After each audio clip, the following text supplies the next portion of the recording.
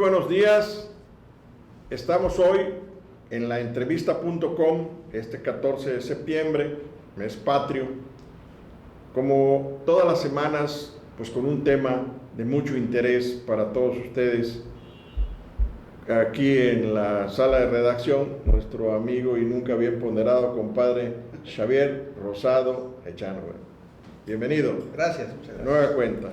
¿Cuál es el tema que vamos a desarrollar? Bueno, pues como ustedes recordarán, nosotros tuvimos los yucatecos aquel esplendor de las fibras duras, en el caso, pues que todos conocimos, el de el Enequem, que dio para esto que tenemos a nuestras espaldas todo lo que es esta famosa, ¿cómo le llaman en Francia? Lo que es el paseo, los Campos Elíseos. Los Campos Elíseos, exacto. Una réplica, Paseo Montejo. Algo tiene uno que aprender. El paseo de Montejo, los Campos Elíseos, ¿verdad? París. Y entonces, de repente apareció algo que le denominaron los veneros del diablo. ¿Qué es los veneros del diablo? Bueno, pues vino el famoso petróleo. El petróleo que pues se ha convertido esto en un tema de subes y bajas y de problemas de volantines de la economía nacional y de que a muchos países los han hecho esplendorosamente ricos y otros realmente vilipendiados en la pobreza, ¿no? Esto es lo que nos lleva a reflexionar acerca del tema del petróleo. Se acaba de publicar, compadre, 5 nuevos pozos en el Golfo de México. Y esto nos lleva también a que nos platiques algo acerca de la extracción que se hace en estas aguas profundas. ¿Cómo va? Bien, pues muchas gracias. Efectivamente creo que el petróleo es un tema importante porque me atrevo a decir, creo sin temor a equivocarme, que nunca la humanidad había dependido tanto de un solo recurso. Actualmente todo se mueve con petróleo o con derivados del petróleo, lo que se produzca en el campo, nuestros alimentos, los tractores, las máquinas, se transporta, el vestido, el calzado, en fin, todo tiene que ver el petróleo y se ha convertido la humanidad en dependiente del petróleo.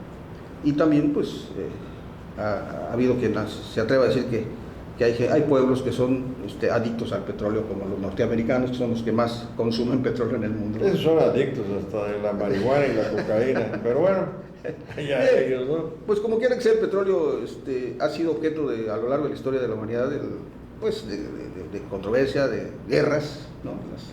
Las guerras de Irak, por ejemplo. El famoso vellocino de oro, el petróleo. Y como tú decías, mucha gente lo asocia con el diablo, ¿no? Los veneros del diablo. Pero que lo sacan del subsuelo, ¿no? Así es, el petróleo está en el subsuelo y precisamente porque está allá es un bien pues no renovable, son recursos que están allá almacenados por millones de años, pero que no se recargan como son los recursos acuíferos. Cuando llueve, pues el ciclo de la lluvia hace que se recarguen, y en el petróleo no. En el caso del petróleo no se recargan, se extrae y no se vuelven a cargar. Entonces eso hace que se vuelva un recurso que se está agotando y se va a agotar.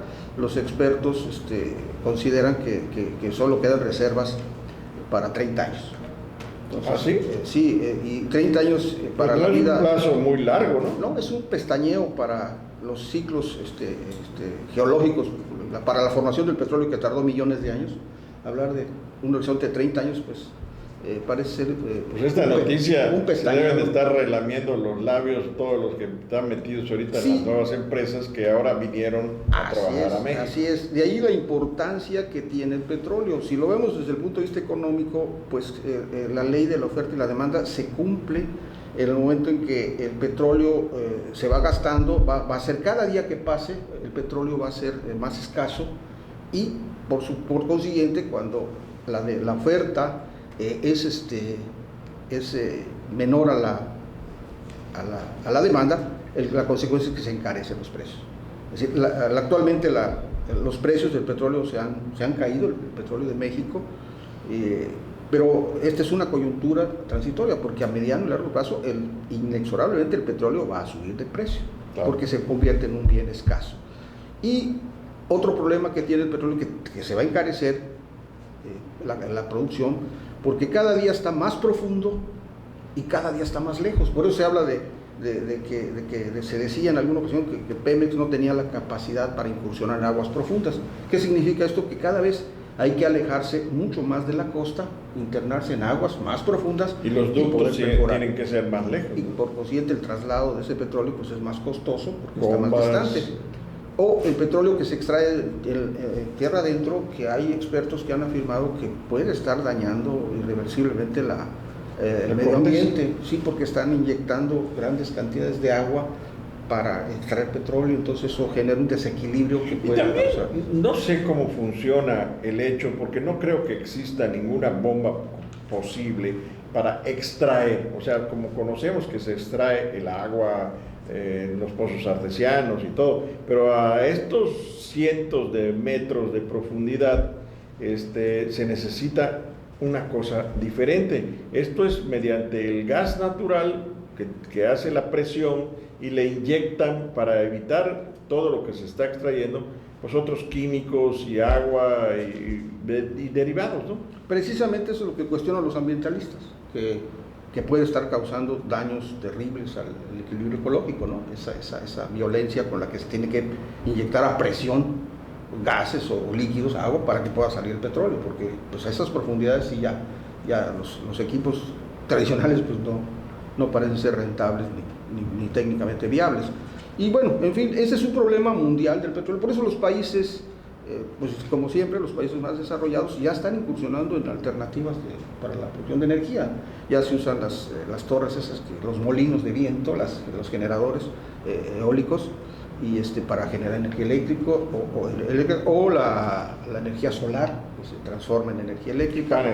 Porque definitivamente pues el planeta cada día demanda más energía eléctrica, y parece ser que las plantas nucleares, que en términos generales las plantas nucleares lo que hacen es pues generan un intenso calor que calienta las calderas, se produce el vapor, y ese vapor es el que mueve las turbinas, ¿no? Nosotros tenemos termoeléctricas, o sea, usamos petróleo para calentar esa agua y producir vapor de agua, y con eso mover las turbinas. O las hidroeléctricas, como las hidroeléctricas, una cosa única. Sí, las hidroeléctricas, como en los países como México, que son privilegiados, que tienen ríos maravillosos como el Grijalva, allá se instaló una serie de plantas hidroeléctricas, es decir, se obtura el paso del río, se hace una cortina, se genera un gran tirante de agua, y esa agua se hace pasar por unos tubos gigantes que mueven las turbinas que se encuentran a 100, 120 metros de profundidad, y esas son las que generan energía eléctrica. Esa energía es muy barata, la energía hidráulica, porque pues el río es el que hace, el agua es el que hace el trabajo, pero requiere una inversión muy cuantiosa para poder hacer una planta hidroeléctrica. Hay todo un sistema en el Grijalva. También ahí debo decir que el 30% de la energía eléctrica que consumimos en el país viene del Grijalva. Pues como vemos, y perdón la interrupción, tanto uno como el otro sistema, el petróleo y la energía eléctrica, están ligados, uno del otro, como sea, el combustóleo o todo lo que se genera en materia de electricidad, y ahora los paneles solares o las cuestiones eólicas. Pero en fin, esas son energías naturales, ¿no? Así es, se aprovecha. Eso es para mitigar el consumo del petróleo. Y dices que el tiempo máximo que tiene para las reservas mundiales del petróleo es de 30 años. Bueno, esto ya lo hemos expuesto. La extracción en aguas profundas, ¿cómo se da? Bueno, como decíamos, nosotros tenemos, por ejemplo, los depósitos de Cantarell, ¿no? Aquel famoso pescador campechano de apellido Cantarell, historia, sí. Vio que brotaba chapopote, y de ahí finalmente los técnicos mexicanos, ingenieros mexicanos de petróleo, de petróleos mexicanos y de Instituto Mexicano de Petróleo, pues descubrieron que hay un manto enorme de reserva petrolera, ¿no?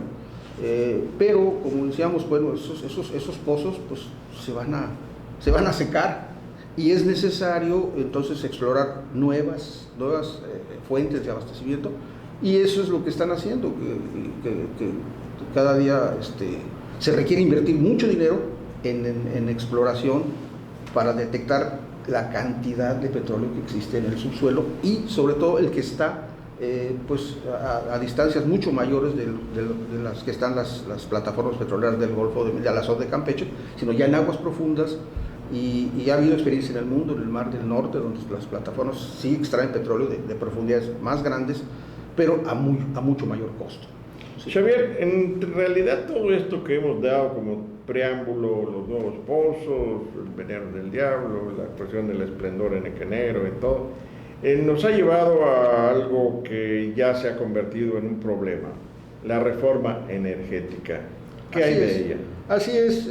Antes de tocar el tema, quiero hacer la acotación en lo que se refiere a la cuestión del Enequén. Lo mismo pasó en otras regiones del país cuando hace su aparición la fibra sintética, el nylon, pues desplazó, por ejemplo, a muchas zonas de donde se producía algodón, por ejemplo, en la zona del Soconusco, y aquí en Yucatán, pues como dependíamos de esa fibra, es decir, la economía dependía de ese monocultivo, pues claro que fue brutal el impacto de las fibras sintéticas, ¿no? Si bien el petróleo nos ha traído muchos adelantos, la petroquímica, se produce hoy muchas cosas útiles a la humanidad, pero también ha traído pues, graves consecuencias económicas. Por eso la importancia es de manejar el tema del petróleo con sumo cuidado, con suma delicadeza, diría yo, porque el petróleo es fundamental, ¿no? Sobre todo para la economía de México, y de ahí la importancia que tiene analizar la reforma energética que hizo el gobierno actual de la República. Como todos sabemos, el petróleo en México, desde tiempos remotos, desde que el país se constituye una nación independiente, pues los extranjeros, al darse cuenta de que la riqueza que tenía México, pues siempre se han tratado de adueñar de ella, y parece que lo habían logrado en lo que se refiere a la industria petrolera, cuando las empresas extranjeras, inglesas, norteamericanas, alemanas y demás, pues tenían ya la concesión de la extracción del petróleo. Pero ante la injusticia que se vivía en aquel entonces, de que los trabajadores del petróleo extranjeros vivían en la opulencia, y las empresas se llevaban todas sus ganancias al extranjero, y los mexicanos eran discriminados, y por la importancia del petróleo para la economía nacional, fue que el presidente Cárdenas toma la decisión histórica de nacionalizar la industria petrolera. Que no el petróleo, porque el petróleo desde la Constitución está establecido que es un bien de la nación, propiedad de la nación, pero la industria estaba en manos de los extranjeros, y el presidente Cárdenas expropia la industria petrolera, y una de las reacciones que llamó la atención aquel entonces, bueno, que llama la atención, la solidaridad del pueblo de México cuando, pues para indemnizar a esas industrias, esas empresas petroleras, el pueblo de México se vuelca en un acto sin precedente de solidaridad a su gobierno, a su presidente, y se ven las colas de las gentes para aportar sus bienes, gente pobre que se despojaba de sus aretes o de su pulsera, o llevaba un marranito o un guajolote, para pagar la indemnización de la industria petrolera. Ese es un acto que debía tomarse en cuenta, ¿no? Y no borrarlo de un plumazo en una reforma energética que finalmente está en duda los beneficios que va a traer, y sí parece ser que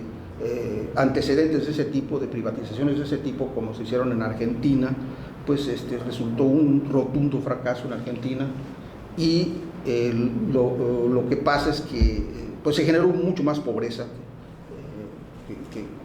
que nada en Argentina. Entonces ese es el riesgo que tenemos. Yo creo que el presidente Peña Nieto, con su reforma energética, no tomó en cuenta que desde 1938 que Lázaro Cárdenas hace la expropiación de la industria, los presidentes que han pasado desde aquel entonces, estoy hablando desde 1938 que hizo la expropiación Cárdenas, y después lo sucedió Ávila Camacho, Miguel Alemán Valdés, Adolfo Ruiz Cortines, Adolfo López Mateos, Gustavo Díaz Ordaz, Luis Echeverría, José López Portillo, Miguel de la Madrid, Carlos Salinas de Gortari, Herrero Cedillo, Vicente Fox, Felipe Calderón. Ninguno de estos presidentes ninguno de ellos se atrevió a tocar la Constitución en materia de petróleo. Es decir, la Constitución no permitía que las empresas extranjeras o nacionales se hicieran cargo de la extracción y exploración y extracción y venta del petróleo. Aunque sí recuerdo que en 1977 Jorge Díaz Serrano, que era el director de Pemex en la época de López Portillo, autorizó la extracción y la traída de equipo para que además posteriormente le costó a él la cárcel el hecho de haber dado en concesión este tipo de extracción. Sí, efectivamente, lo que hizo Díaz Serrano sí pudo haber sido muy común a lo largo de esos 70 años que yo estoy haciendo referencia. Sí hubo violaciones a la Constitución, sí hubo intromisiones de empresas extranjeras, contratos a la industria petrolera como empresa extranjera, sí lo hubo, pero nunca se cambió la Constitución. Es decir, y eso es lo grave del asunto, que incluso Vicente Fox, cuando viene el cambio, la alternancia del poder, pues todos esperábamos que Fox hiciera un cambio también en la Constitución y manejara la cuestión petrolera, abriera a las empresas la industria petrolera de México. Y sin embargo, cuando le preguntaron a Fox qué iba a hacer con el petróleo, él dijo, no, el petróleo es sagrado, no se toca. Incluso Salinas de Gortari, que fue quien trastocó muchísimas cuestiones de la Constitución, cambió el 27 Constitución en cuanto a lo que se refiere también cambió lo de la iglesia, al ejido, que era emblemático desde la Revolución y desde que fue una de las banderas de la lucha revolucionaria, el ejido. Salinas lo cambió. Pero no tocó el petróleo. No tocó el petróleo.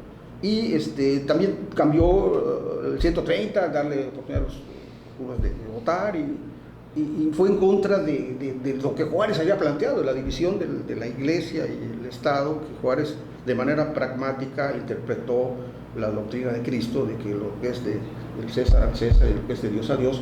Juárez dijo, bueno, lo que es del gobierno al gobierno y los negocios de la iglesia, entonces él hizo la separación. Salinas como que fue en sentido contrario. Ahora, compadre, con eso de los moches. Sí. Entonces, Salinas trastocó mucho la Constitución, sin embargo, no se atrevió a cambiar la Constitución. Entonces, yo me pregunto, ¿todos estos presidentes que han pasado antes de Enrique Peña Nieto estuvieron equivocados? Bueno, un diputado se atrevió, yo cuando estaba el debate en la Cámara, lo seguí por televisión, y un diputado se atrevió a decir que Cárdenas estuvo equivocado, que porque si hubiera dejado a las empresas, aquellas empresas extranjeras, en la actualidad esas empresas serían extraordinariamente modernas. Y también se dice, y es un consejo urbana que se comenta mucho, que a la familia Cárdenas le tocó, y está en muchos documentos, le tocó 1 centavo por barril de extracción diaria, que significaba millones de pesos finalmente al año, ¿no? Que esa concesión hasta la fecha todavía la tienen. Sí, se han cometido muchas barbaridades, muchas ilegalidades, pero aquí lo grave que hace el sindicato es cambiar la Constitución, y eso es lo grave por lo siguiente. México depende del petróleo y va a seguir dependiendo del petróleo, y las reservas estas que se acaban de descubrir abonan más la idea de que México tendría que tener ese control sobre ese petróleo, no exponerlo, no entregarlo a las empresas extranjeras, porque recordemos que México, la economía mexicana siempre dependió del petróleo. Hubo épocas difíciles, crisis terribles, como la época al final de López Portillo, donde el país se quedó sin dinero, el gobierno se quedó sin dinero. ¿Te acuerdas aquella famosa frase, ya nos saquearon, no nos volverán a saquear? Se decía José López Portillo. Y hasta lloró, y defenderé el peso como un perro. Después todo el mundo le ladraba. Pues sí, se ganó el repudio de la sociedad, porque cuando entraba a los restaurantes le empezaban a ladrar, ¿no? Con aquello de la colina del perro y demás. Salinas también hizo una cosa de la firma del pacto del TLC, pero no incluyó la Constitución. Es decir, no cambió la Constitución. Para nada. Aquí lo grave es cambiar la Constitución por lo siguiente. Si el país depende del petróleo, la economía de México, querámoslo o no, el petróleo es un bien importantísimo. Cuando México ha necesitado créditos, y que los va a necesitar, porque nosotros necesitamos dólares, porque nuestro peso, cuando vamos a comprar maíz, frijol, al extranjero, no nos aceptan los pesos, tenemos que llevar dólares. ¿Y por qué? Entonces, Si es nuestra moneda. Bueno, pero es que a nivel internacional te piden No dólares. les sirve, ¿no? Como te piden cuando dólares. En la época que el yen era nada, ¿no? Entonces, irremediablemente estamos condenados a pedir créditos en dólares, ¿no? ¿Y qué te pide un banco cuando te da prestado? Te pide garantías. Y si en esa ocasión, al final de López Portillo, se quedó el gobierno sin dinero, absolutamente vacía la caja del gobierno, tuvo que acudir el secretario de Hacienda a Washington a pedir prestado. Y entonces sí logró préstamos para comprar frijol, maíz y demás bienes básicos, aceites y demás consumos de consumo de la canasta básica para poder sobrevivir. Y le dieron prestado dinero, le dieron prestado dólares. ¿Por qué? Porque lo avaló con petróleo de México. Se hicieron ventas adelantadas de petróleo. Bueno, si nos volvemos a enfrentar a una situación de ese tipo, que espero que no, pero que necesitamos tener que responder con el petróleo, pero si ya la reforma energética hizo que el petróleo se comprometiera para las empresas extranjeras, porque una empresa de esa magnitud, una empresa petrolera, no te va a firmar un contrato por 3 años, ¿no? Te firma un contrato de 15, 20, 30 años ya para garantizar la rentabilidad de su inversión. Entonces, si ya comprometiste el petróleo, pues ya no vas a poder utilizarlo como aval para los préstamos que México requiere. Pues es un riesgo. Entonces, eso es un riesgo que está dejando en situación de insolvencia a la nación. Eso es muy peligroso, independientemente de que no pudieran acusarme de ser cardenista y de decir que Cárdenas fue un acto patriótico. Independientemente de eso, desde el punto de vista financiero, está en riesgo la nación con la reforma energética, porque está dejando insolvente a México. Y tomemos en cuenta que nuestra economía no está muy bien, que digamos. El gobierno del presidente Enrique Peña Nieto durante los últimos 4 años, igual que los anteriores, pues ha hecho crecer la deuda externa. La deuda externa actualmente es una cantidad inimaginable. Debo decirte que yo en 1975, cuando yo presenté una conferencia en mi escuela, pues apuntaba que en aquel entonces, 1975, que cada niño que naciera en aquel entonces ya venía endeudado con 12,700 pesos. Pues ahora, de acuerdo al tamaño de la deuda externa, cada niño que nazca nace debiendo 90,000 pesos. Pero para que yo pueda comparar estos 90,000 pesos... No lo digas muy fuerte, compadre, no van a querer nacer los chiquitos. Al menos no en este país, ¿no? Se van a querer nacer en otro país. Que me lleven Entonces, Australia, para que ¿no? yo pueda comparar esos 12,700 pesos con los 90,000 pesos de hoy, hay que recordar que hubo una reforma monetaria que le quitaron 3 ceros al peso. Entonces estamos hablando de 90 millones de pesos antiguos, es lo que debe cada niño al nacer. Entonces es una deuda enorme para pagar el servicio de la deuda, o sea, los intereses de la deuda, ni siquiera amortizar el capital de la deuda, sino los intereses. Se habla en el presupuesto de egresos de la Federación para el año entrante de 493 mil millones de pesos. Es decir, ya está llegando esa cifra, está llegando a un nivel más peligroso, ya está llegando a la parte roja del manómetro, del tacómetro, la parte roja peligrosa, la deuda, ¿no? Es decir, quiere decir que estás pagando el equivalente, la deuda ya representa el equivalente al 50% del Producto Interno Bruto. Entonces, ya estamos cayendo en un tramo peligroso, porque como ustedes bien lo saben, cualquier persona que tenga una deuda, no importa el tamaño de la deuda, lo que importa es que no se rebase su capacidad de pago. Y cuando tienes una deuda de ese tamaño, se rebasa la capacidad de pago del país y viene la bancarrota. Entonces, si tú como persona debes una cantidad mayor a la que puedes pagar, pues vas a perder tus bienes, pierdes tu casa, tu coche, tus Pues qué interesante, ¿no? todo, compadre. Bueno, aquí ya han escuchado ustedes los planteamientos del ingeniero Xavier Rosado Echanove. La pregunta final que yo te haría es, ¿subirá el precio del barril? La oferta y la demanda, los derivados, la petroquímica, pero ya tocamos el tema político. Ahora, ¿cuál es el futuro inmediato? ¿Cuál sería la solución? Porque aquí jugamos la pelotita, pero tenemos que tirar a gol. ¿Qué es lo que necesitamos hacer para que el petróleo se estabilice y que tenga lo que nosotros sabemos? Porque incluso se hicieron reservas de que la ronda 1, la ronda 2, de las licitaciones y todo. Pero ante la advertencia que estás dando de que ya nos vamos a quedar insolventes y vamos a caer en el buró de crédito como mexicanos, todos vamos a estar en este AO, Entonces, ¿qué es lo que hay que hacer? Pues es importante, yo creo que revisar esa famosa reforma energética que parece haber sido hecha sobre las rodillas, y no lo dudo porque así se las gastan. Habría que revisar. ¿Otro Videgaray? Sí, hay que revisar, sí, yo creo que sí. Videgarayazo. Sí, Videgaray en alguna ocasión, veía que lo entrevistaban hace 3 años que concedió una entrevista y su interlocutor le hizo la pregunta de la reforma, ¿no? Y él dijo, ¿cuál de las reformas? Porque yo hice ya la reforma educativa, hice la reforma energética. ¿A cuál reforma te refieres? Le dijo Muy engallado, ¿no? Entonces quiere decir que el autor intelectual de esta reforma energética parece ser que también fue él. Entonces, ya no estando él en la Secretaría de Hacienda, bueno, ya es un obstáculo menos. Habría que revisar con mucho cuidado esto porque es muy delicado. ¿Los precios del petróleo se van a estabilizar? Sí. ¿Y a mediano y largo plazo van a subir? Sí. ¿Por qué? Porque es un bien escaso, es un bien que se va a cumplir la ley de la oferta y la demanda. Cuando la oferta aumenta y la demanda disminuye por escasez, el bien sube de precio. Entonces el petróleo va a subir de precio, pero no ahorita, sí, va a tardar en recuperarse, ¿no? Y mientras eso sucede, tanto, dame tu bolsillo y viene para acá. Y seguiremos endeudándonos, seguiremos pidiendo al extranjero, y entonces eso es lo peligroso. Interesante todo esto, y ustedes ya han escuchado gran parte, pero el tiempo de la guillotina de la computadora nos llega a marcarnos el final.